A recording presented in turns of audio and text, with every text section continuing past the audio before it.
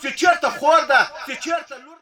د لومړي ځل لپاره د پکتیکا په موټاخان ولسوالۍ کې د خلکو په همکارۍ د خدیجة الکبرا په نامه د دیني مدرسې د بنسټ ډبره کېښودل شوه. د سیمې خلکو په دې کار خوښي وښوده او له یادې دیني مدرسې سره یې د هر ډول همکارۍ ژمنه وکړه.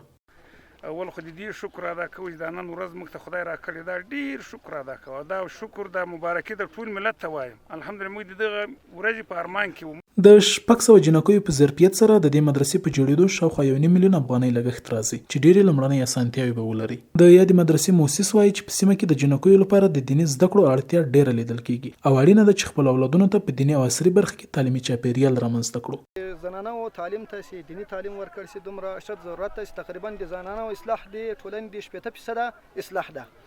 ډیر اشد ضرورت ته شزه کور وزل سي هغه ډیر غټه قرباني د دین لپاره ورکولای سي. دیني عالمانو او د پوهنې د برخې مسؤلینو هم د دیني او عصري زده کړو د مرکزونو جوړېدل لازم وګڼل او په اسلامي حجاب کې د جنکیو په زده کړه ټینګار وکړ او دا کار یې د یوې نیکمرغه او سالمې ټولنې د رامنځته کېدو زیری وبلل.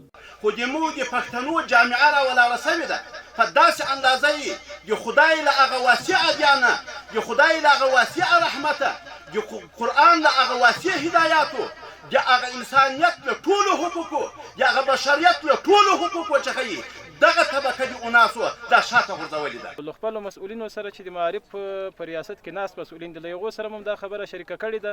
نو د دوی له خوا نه موږ ته ډاډ راکول سوی ده. یو دا مدرسه نه په منطقه کې چې کومې مدرسې د مقصد فعالیت کوي که مکاتب دي که مدارس دي د هغو نه پوره څارنه کوو او په هر بخش کې انشاءالله موږ ته ډاډ راکول سوی ده. په پوره معنا بل دوی سره موږ همکار یو.